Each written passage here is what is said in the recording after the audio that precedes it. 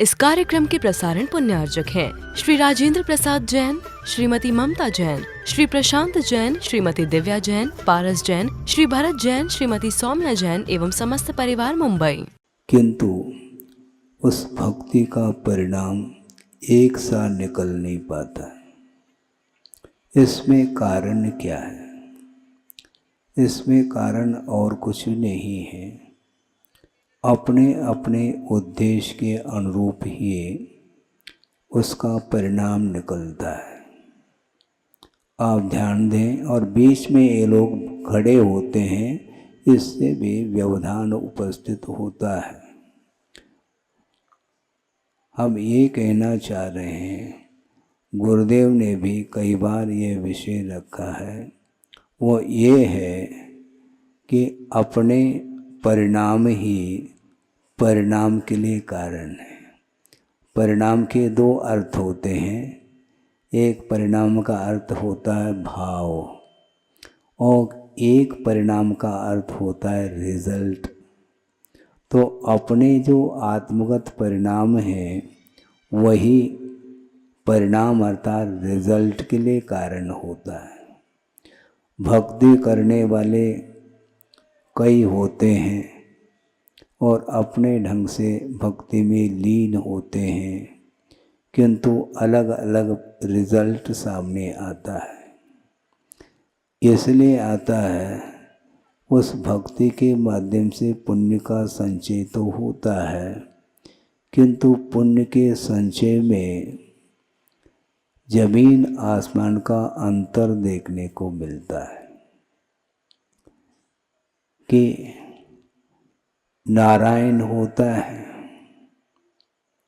प्रतिनारायण भी होते हैं।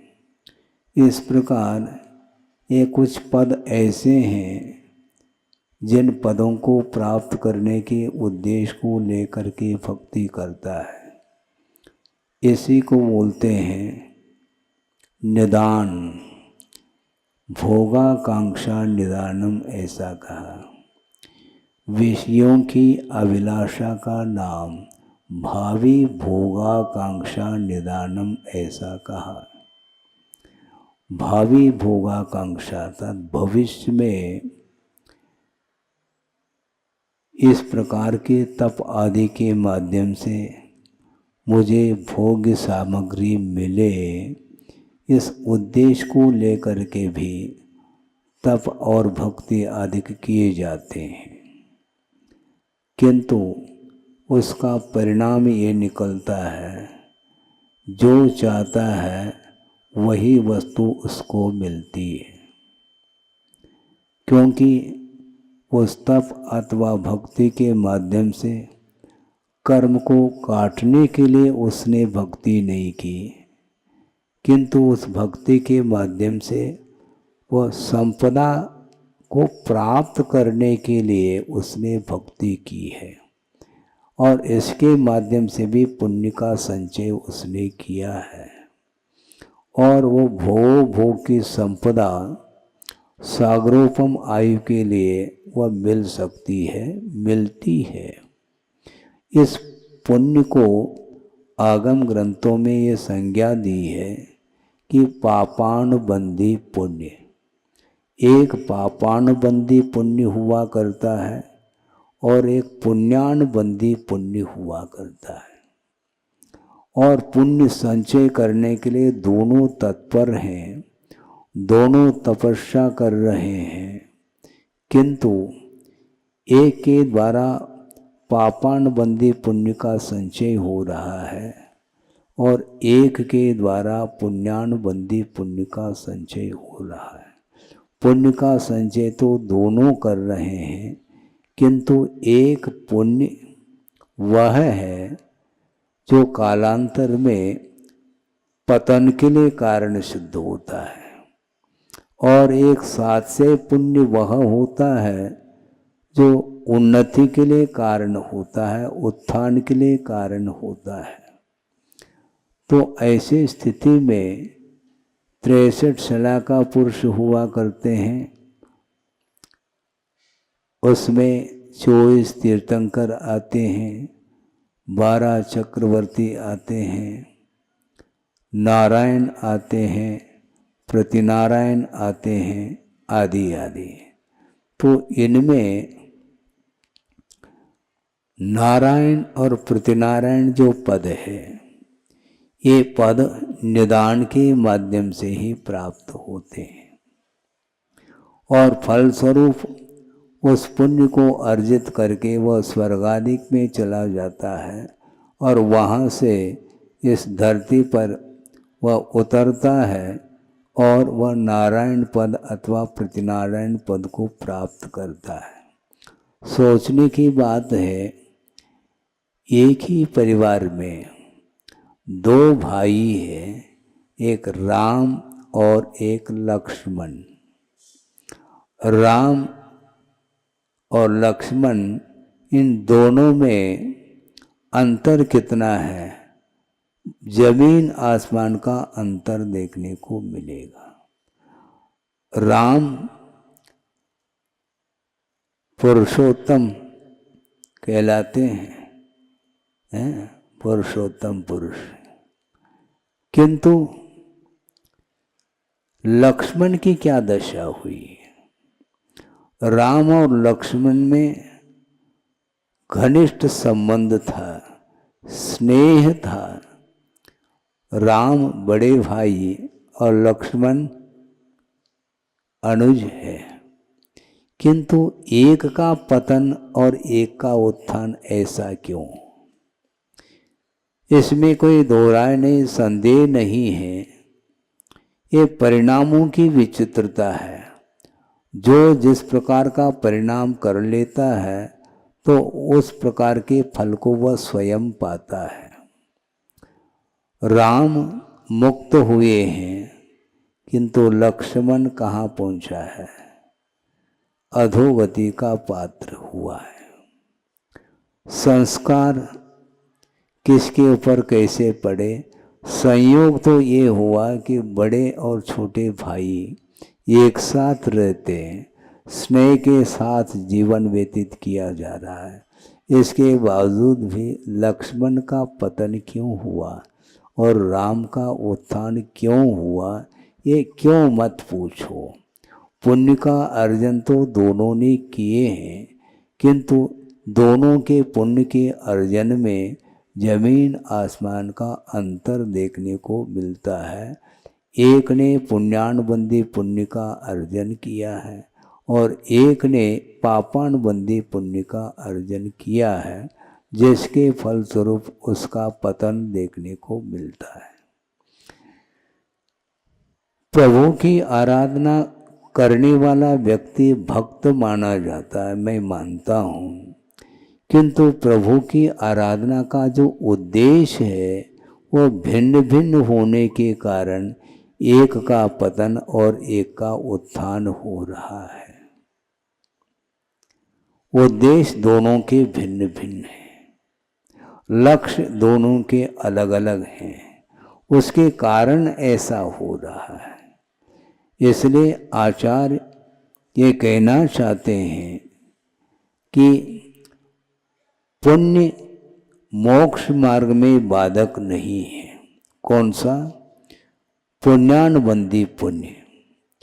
किंतु पुण्य का जब फल सामने आता है तो वह मोक्ष मार्ग में व्यवधान उपस्थित करता है। तो मोक्ष मार्ग में पुण्य बाधक नहीं किंतु साधक है। किंतु मोक्ष मार्ग में बाधक क्या है? बाधक पुण्य का फल बाधक है, पुण्य बाधक नहीं, किंतु जो पुण्य का फल है वह मोक्ष मार्ग में बाधक सिद्ध होता है। इसलिए फल के प्रति इच्छा नहीं रखनी चाहिए, क्योंकि पुण्य का जो फल है, पुण्य का अर्जन तो विशुद्ध परिणाम के द्वारा हो रहा है, किंतु उसका फल का जो उपभोग किया जाता है उस समय एकांत रूप से पाप का आश्रय होता है। क्योंकि राग के बिना पुण्य के फल का उपभोग संभव नहीं है। इसलिए पुण्य का जो फल है वह ग्रहण करने योग्य नहीं है। पुण्य के माध्यम से पवित्रता आती है आत्मा में, किंतु जिस समय वह आत्मा अथवा जीव पुण्य के फल को भोगने के लिए वह तत्पर हो जाता है तो वह पाप का अर्जन करता है। इसलिए हमें पुण्य के फल से कोई प्रयोजन नहीं, किंतु पुण्य सहयोग प्रदान करता है मोक्ष मार्ग में, क्योंकि पुण्यानुबंधी पुण्य के माध्यम से विशिष्ट पुण्य का संचय करके वह मोक्ष मार्ग में आरूढ़ हो जाता है, तो वह उसका पुण्य साथ देता है। किंतु फल की इच्छा रखने वाला जो व्यक्ति होता है उसका पुण्य कभी भी साथ नहीं देता, क्योंकि साथ यदि जाता है तो वह पुण्य जाता है अथवा पाप जाता है। जो धर्म की उपासना करने वाला जीव है वह भवांतर में भी उस धर्म को अपने साथ ले जाता है और वहाँ से भी वापस आता है तो भी उसके लिए विशेष रूप से साधन सामग्री प्राप्त हो जाती है और उसकी रक्षा हर समय होती है। किंतु जो पाप का अर्जन करता है उसके लिए कोई भी साथ नहीं दे सकता।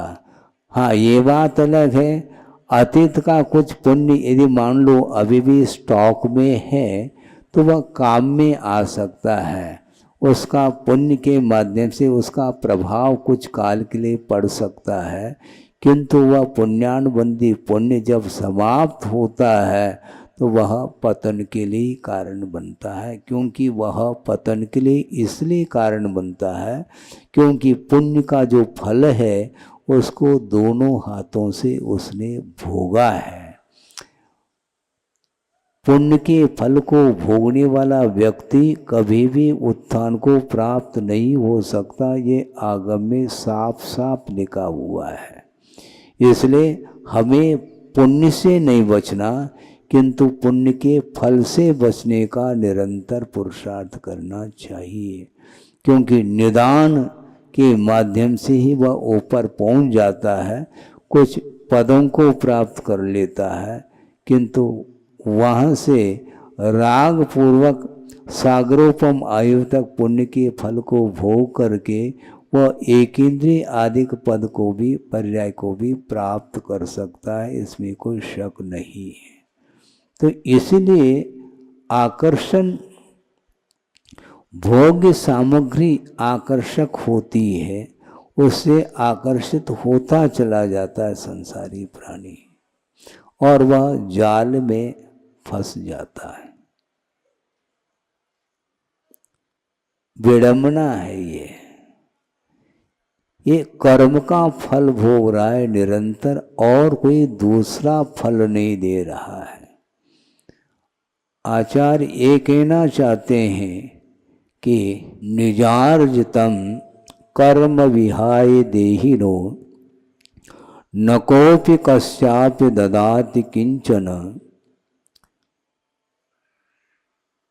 और आगे है निजार्जितम कर्म विहाय देहिनो न कोपि कस्यापि ददाति किंचन विचार यन्नेव अनन्य मानस परो ददाति इति विमुंच शेमुषीम।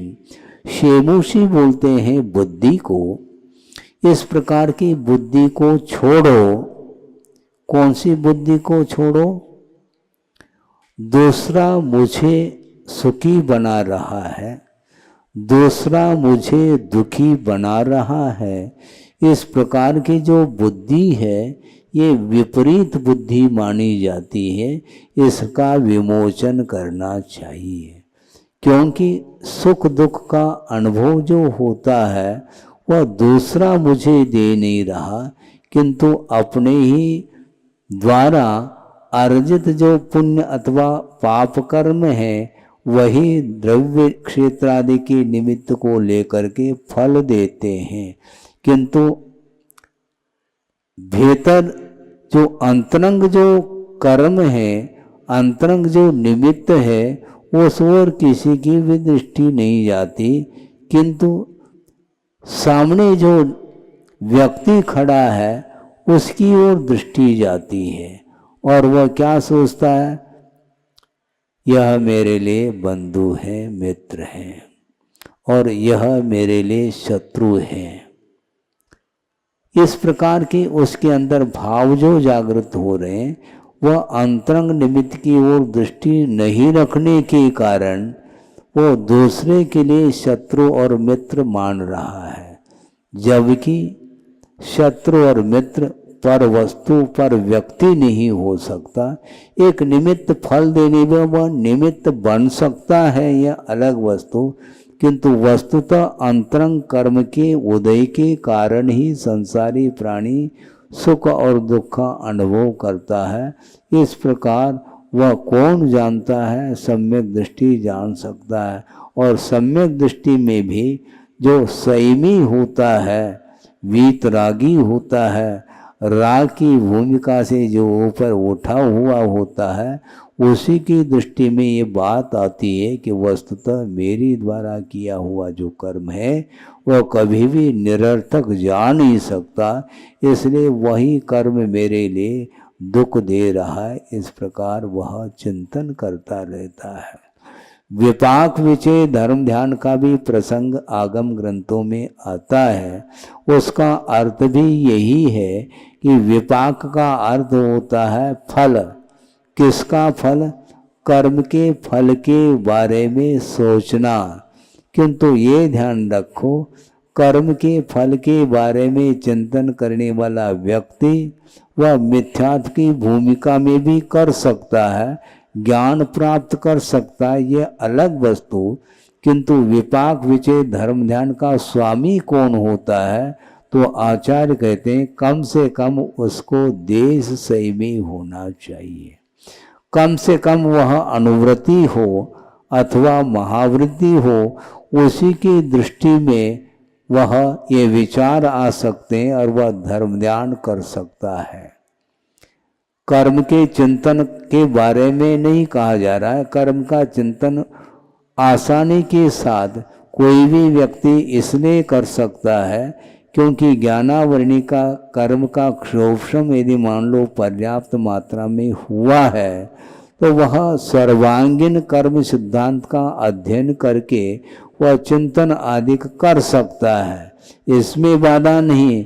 किंतु इतने चिंतन मात्र से वह विपाक विचय धर्म ध्यान का स्वामी नहीं हो सकता है, क्योंकि ज्ञान के माध्यम से चिंतन करना अलग वस्तु, किंतु जिस समय कर्म का उदय होता है, पुण्य अथवा पाप कर्म का उदय, उस समय कर्म का चिंतन सार्थक सिद्ध होता है, उस समय सार्थक सिद्ध होता है। नहीं है तो नहीं। तीव्र कर्म का उदय आ गया तो दूसरे के ऊपर वह टूट पड़ रहा है, और जब तीव्र कर्म का उदय नहीं था उस समय वह कर्म का चिंतन भी कर रहा था। चिंतन करने के लिए जब अनुकूलता मिलती है तो बहुत आसानी से चिंतन किया जा सकता है, कर्म सिद्धांत, जीव सिद्धांत आदि का। किंतु जिस समय तीव्र कर्म का उदय आता है उस समय चिंतन करने के लिए अवसर प्राप्त नहीं होता, बल्कि तीव्र पुण्य कर्म का जब उदय आता है उस समय फल उपस्थित होता है तो वह भोगने के लिए आतुर होता है, और तीव्र पाप कर्म का उदय आता है उस समय वो दूसरे व्यक्ति के ऊपर टूट पड़ता है, क्रुद्ध हो जाता है। ये सारा सारा विषय क्यों इस प्रकार होता है, इसमें यही एकमात्र कारण है कि संयम धारण नहीं करने के कारण, संयम की भूमिका में नहीं आने के कारण ही उसकी दृष्टि हमेशा दूसरे की ओर जाती है। किंतु वह उस समय ये नहीं सोच पाता कि हमारा तीव्र कर्म का उदय है। पुण्य कर्म का उदय है तो वो मानता है हमने पुण्य किया है इसलिए उदय आया है, इसमें दूसरे का कोई हाथ नहीं है। और तीव्र पाप कर्म का उदय आता है तो उस समय प्रभु के सामने हाथ जोड़ता है और विनती करता है, हे भगवान ऐसा कौन सा कर्म का उदय आया है, तुमने तो किया था ना। इस समय दूसरे को क्यों दोष दे रहे हो? दूसरे को अपराधी मानने वाला व्यक्ति वह स्वयं अपराधी सिद्ध होता है। ये सिद्धांत है बंधुओं, ध्यान रखें। अपराध स्वयं करो और दूसरे के ऊपर और आरोपित करो उस अपराध को, तो इससे बढ़कर के और कोई भी असत्य का सहारा नहीं हो सकता। ये असत्य के कारण ही वह संसारी प्राणी सत्य से दूर होता चला जाता है। जबकि सत्य का अवलंबन लेता है तो निश्चित रूप से विजय प्राप्त होता है। सत्य महाव्रती कभी भी हार नहीं सकता। उसके ऊपर उपसर्ग हो सकते हैं पूर्वकृत तीव्र कर्म के उदय से, किंतु वर्तमान में जो कुछ भी पुण्य का या धर्म की आराधना कर रहा है उसके माध्यम से पुण्य का संचय कर रहा है, उसका फल उसे भविष्य में ऐसा फल मिलेगा कि 3 लोक के जितने भी लोग हैं, जीव हैं, उनके चरणों में रहेंगे। इसको बोलते पुण्यानुबंधी, पुण्य का प्रभाव है ये। लेकिन ये केवल जो है ना बातों में ये रह जाता है। वह श्रम करके धर्म की आराधना हृदय से करके पुण्य का संचय नहीं कर पाता, बल्कि पुण्य संचय करने के लिए धर्म की आराधना नहीं होती, किंतु पाप कर्म के क्षय करने के लिए ही धर्म की आराधना की जाती है। किंतु तो हर बार लगा हुआ है, धर्म की आराधना करने के लिए बैठ जाता है, किंतु तीव्र कर्म का उदय आ गया तो धर्म को साइड में रख जाता है और पुनः वह संक्लेश का अनुभव करता है। किंतु निरंतर धर्म की साधना करने के लिए धैर्य की आवश्यकता है, बहुत साहस रखने की आवश्यकता है। जो सहिष्णुता जिसके अंदर है वही व्यक्ति तटस्थ रह जाता है, धर्म को वह भूलता नहीं है। सम्यक दृष्टि हमेशा यही सोचता है कि धर्म करते हुए भी जो संकट आ रहा है उसमें पूर्वकृत पाप कर्म का उदय एकमात्र कारण है, किंतु वर्तमान में जो धर्म का अवलंबन लिया है, धर्म की उपासना की जा रही है, इसका फल भविष्य में मिलेगा, निश्चित मिलेगा। नहीं चाहते हुए भी धर्म का फल मिलता है, किंतु हृदय से धर्म की आराधना इसने अभी तक नहीं की है, जबकि करना चाहिए। भक्त भक्ति करता है, किंतु उसका प्रतिफल भिन्न भिन्न रूप से मिलता है। इसमें अपने ही परिणाम कारण सिद्ध होते हैं। एक श्लोक आ रहा है, सम्यक दृष्टि जो धर्म की आराधना करता है उसके माध्यम से उसे कौन कौन से पद मिलते हैं, इस प्रसंग को लेकर के एक श्लोक आपके सामने रखा जा रहा है कि देवेंद्र चक्र महिमान ममेय मानम राजेंद्र चक्र मवनीन्द्र शिरोर्षणीयम धर्मेंद्र चक्र मधुरीकृत सर्वलोकम लब्ध्वा शिवम च जन भक्ति रूपैति भव्य। जन भक्ति भव्य उपैति शिवम। जिनेन्द्र भगवान की भक्ति करने वाला जो भव्य जीव है वह शिवम उपैति मोक्ष को प्राप्त करता है। किंतु मोक्ष को प्राप्त करने के पूर्व में और कौन कौन से पद को प्राप्त करता है, तो उल्लेख किया है देवेंद्रम है। देवेंद्र चक्र महिमानम, इंद्रों के समूह की महिमा को प्राप्त करता है। देवेंद्र चक्र महिमानम अमेयमानम, जिसकी महिमा सीमित नहीं है, असीम देवेंद्रों के समूह संबंधी जो महिमा है उसको प्राप्त कर लेता है। एक प्रसंग आता है, सम्यक दर्शन की उत्पत्ति में एक और बहुत महत्वपूर्ण कारण बताया, वह भी यह है कि देववृद्धि दर्शन। देववृद्धि दर्शन का अर्थ है देवों की वृद्धि को देख करके सम्यक की उत्पत्ति हो रही है, क्योंकि देव पर्याय को प्राप्त होने के उपरांत भी क्वालिटी भेद है। देव पर्याय को प्राप्त करके भी एक इंद्र पद को प्राप्त किया है और एक मात्र सामान्य रूप से देव पर्याय को प्राप्त किया है। तो सामान्य रूप से जो देव पर्याय को प्राप्त जिसने किया है उसकी दृष्टि इंद्र के वैभव की ओर जाती है, उस इंद्र की रिद्धियों की ओर उसकी दृष्टि जाती है और वह ये सोचता है कि इस प्रकार का वैभव इसको क्यों मिला है। जाति स्मरण आदि के माध्यम से उसे ज्ञात हो जाता है, अरे इसने तो अतीत जीवन में जो तप किया है, उत्तम तप किया है, उसके माध्यम से निर्दोष रत्नत्रय की आराधना के फलस्वरूप इस महान इंद्र पद को प्राप्त किया है और इंद्र के अंडर में रहने वाले असंख्य देव होते हैं, वो उनके लिए वह इंद्र ही आज्ञा देता है। इंद्र के पास आज्ञा भी है और ऐश्वर्य के स्वामी भी है। ऐश्वर्य और आज्ञा ये दोनों उनके पास रहते हैं और उनके अंडर में सामान्य अन्यान्य देव भी नतमस्तक होते हैं।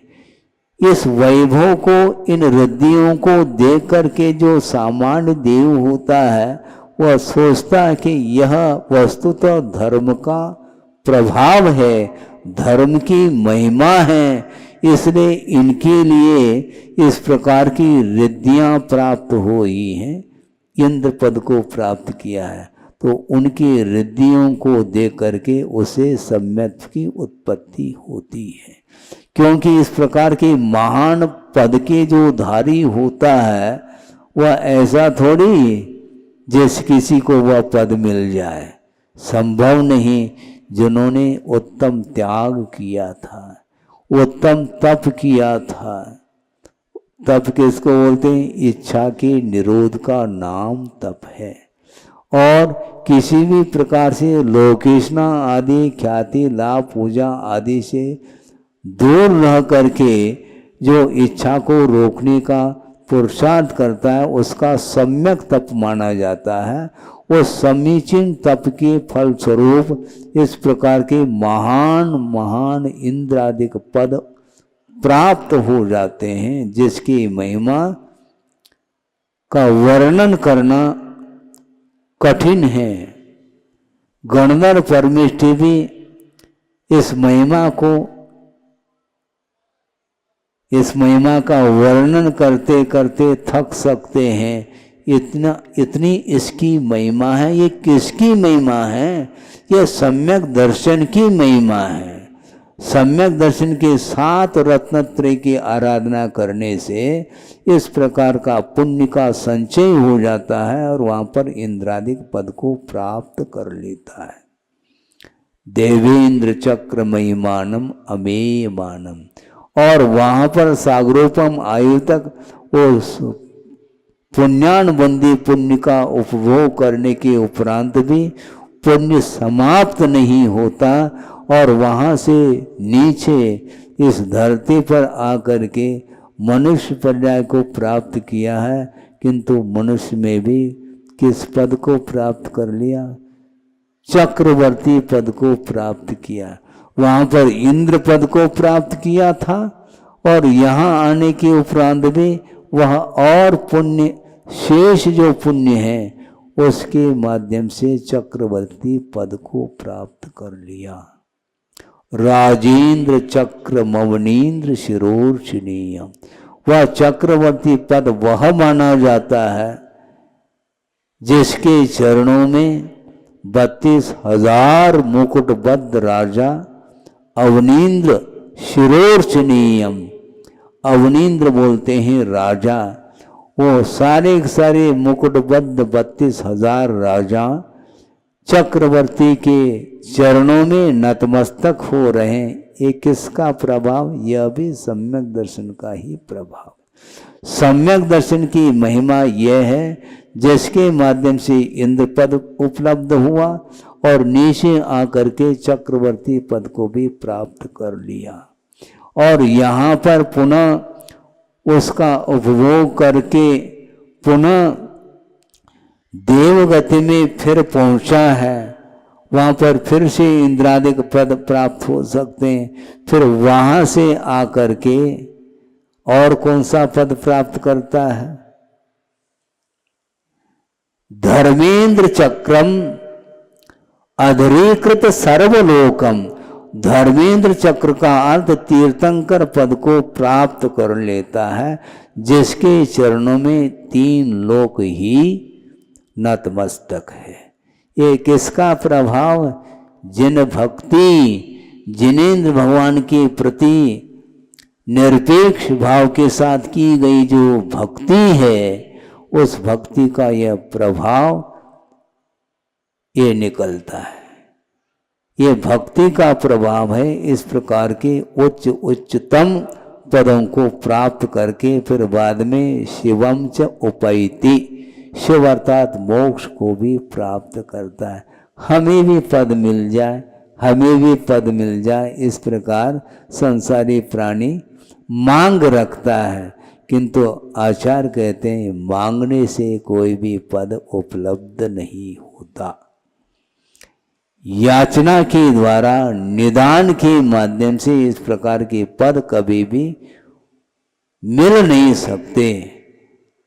इच्छा के माध्यम से मिल जाए तो हर व्यक्ति इन पदों को प्राप्त कर ले, किंतु संभव नहीं है। इसलिए मांगना छोड़ो, क्योंकि मांगने वाला व्यक्ति भिखारी मांगता है। भिखारी जो होता है वही मांगता है, तो मांगने का भाव क्यों रखते हो? जो मांगने वाला है वह भिखारी है, ये ध्यान रखो। होता है क्या नहीं? जो मांगता है वह भिखारी नहीं माना जाता है।